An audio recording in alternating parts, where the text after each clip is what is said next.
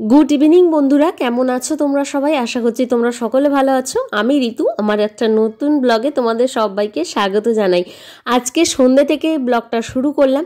আজকে সন্ধ্যেবেলা মনে হলো একটু ব্লগ করি আর তোমাদের সাথে একটু গল্প করতে করতে কাজগুলোও করি। থাক তুমি রাখো, তুমি রেখে দাও, রেখে দাও, রেখে দাও, রেখে দাও, ব্যাগে রাখো, ব্যাগেতে রাখো, ব্যাগেতে ব্যাগেতে থাক, ব্যাগেতে থাক, বার করুনি, থাক।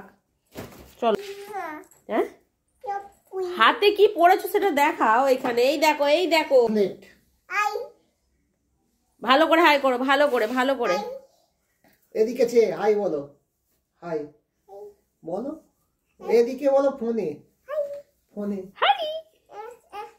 আচ্ছা, ও কোলে উঠে বলবে। আচ্ছা বলে দাও, হাই বলে দাও। এই হাতটা নে, এই হাতটা, হাতটা দেখাও, হাতটা দেখাও। বাবা, পাপার কি পড়েছে? ওটা কার? ওটা কার? পাপার। আর তোমার চুড়িগুলো তো হচ্ছে না। এবার হবে না? না, হচ্ছে না তো।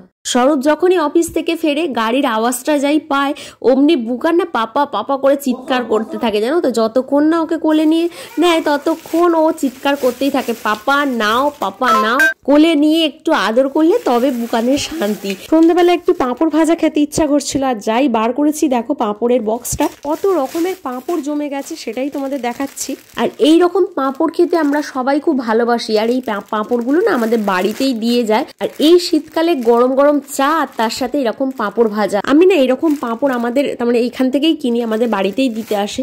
একটা ভদ্র মহিলা এই পাঁপড় বিক্রি করতে আসেন, তো তার থেকেই কেনা হয়। আর একদিন দেখলাম যে একটা খুব বয়স্ক একজন ভদ্র লোক, তিনি একটা সাইকেল, ভাঙা সাইকেল নিয়ে এরকম পাঁপড় বিক্রি করতে এসেছে।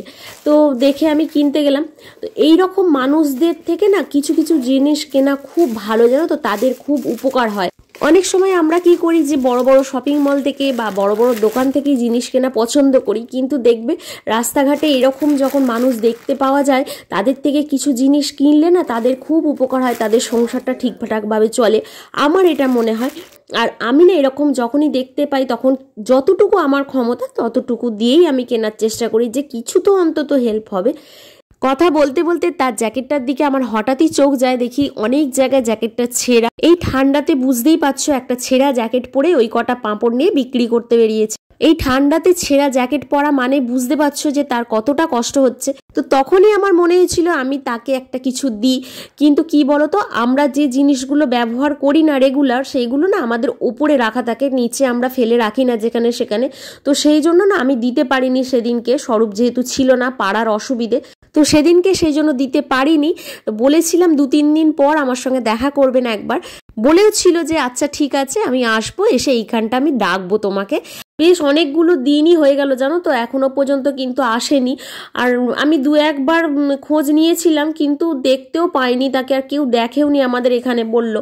তো কি আর করা যাবে, যখন আসবে তখন দিতে পারবো। তাছাড়া তো আমি চিনি না যে আমি গিয়ে দিয়ে আসবো বা কিছু, আমাদের আশেপাশেও থাকেন না, অনেকটা দূরে থাকেন। তোমাদেরও আমি একটা কথা বলতে চাই, এরকম মানুষদের যদি আশেপাশে দেখতে পাও তাহলে কিছু একটু কেনার চেষ্টা করবে, যতটুকু তোমাদের ক্ষমতা ততটুকু দিয়ে কেনার চেষ্টা করবে, দেখবে ওরাও একটু ভালো থাকবে।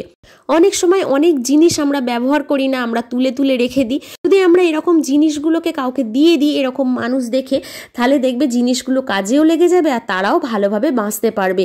আমার এটা মনে হয়, তোমাদের যদি মনে হয় তোমরাও করতে পারো, দেখবে মনে খুব শান্তি পাবে। বাপরে বাপরে, ওরে বাপরে, হাম্পু দিয়ে দিল সবাইকে। ওরে সাবাস ফ্লাইং কিস, আরে সাবাস ফ্লাইং কিস দিচ্ছে সবাইকে।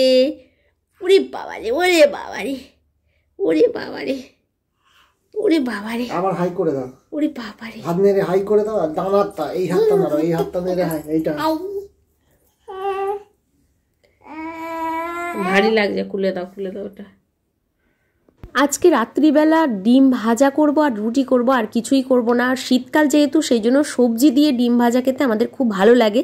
এখানে দেখো বেশ খানিকটা কড়াইশুঁটি আমি বেটে নিয়েছি, আর দেখিয়ে দিলাম গাজর আমি গ্রেট করে রেখে দিয়েছি, আর এখানে পেঁয়াজ কুচিয়ে নিয়েছি, ধনেপাতা নিয়ে নিয়েছি।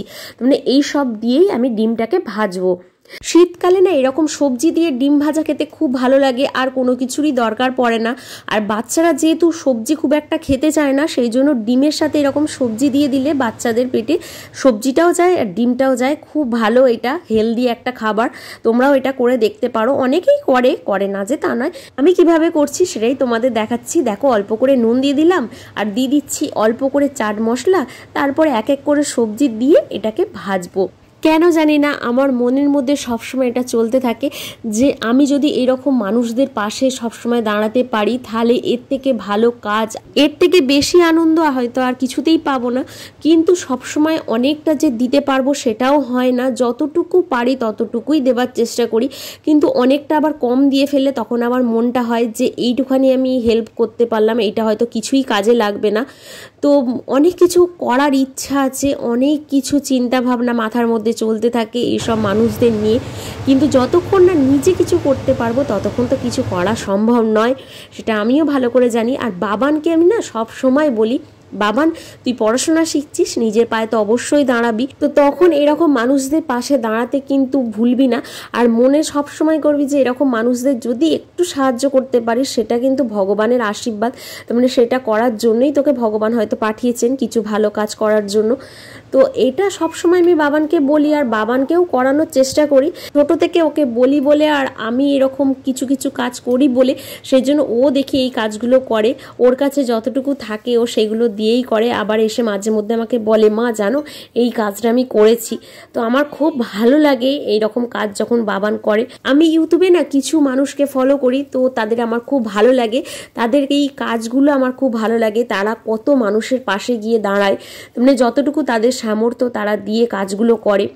আমারও খুব ইচ্ছা হয় যে তাদের পাশে আমিও যদি একটু দাঁড়াতে পারতাম, তাদের সাথে সাথে আমিও যদি এই কাজগুলো করতে পারতাম। আর আমি না মেসেজ করি জানো তো তাদেরকে যে আমাকেও তোমরা সাথে নাও, আমিও তোমাদের সাথে থাকতে চাই। সেই সৌভাগ্য হয়তো আমার এখনো হয়নি, তাই আমি এখনো পর্যন্ত তাদের সাথে যুক্ত হতে পারিনি।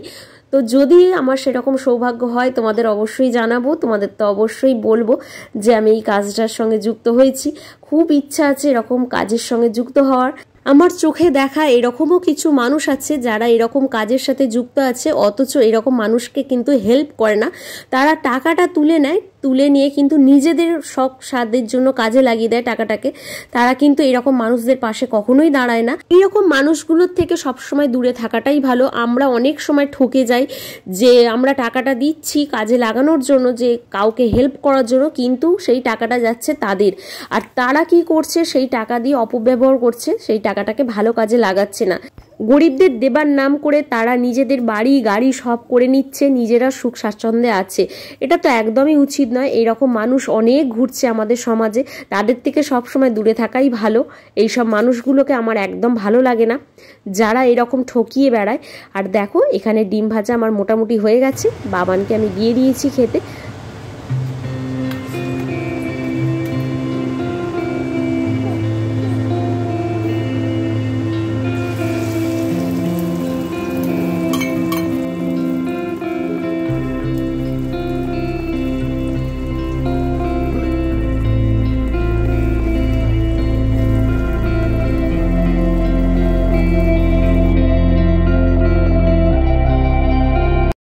বাবান এখানে খেতে বসেও পড়েছে। আর দেখো বাবান এই জিনিসটা খেতে খুব ভালোবাসে, তার মানে এরকম ডিম ভাজা খেতে খুব ভালোবাসে, সেই জন্যই তোমাদের বললো যে খুব ভালো হয়েছে। তাহলে চলো ভিডিওটাকে এখানেই শেষ করব, পরের আবার নতুন একটা ভিডিও তোমাদের সাথে দেখা হবে। তোমরা সবাই ভালো থেকো, সুস্থ থেকো, সাবধানে থেকো।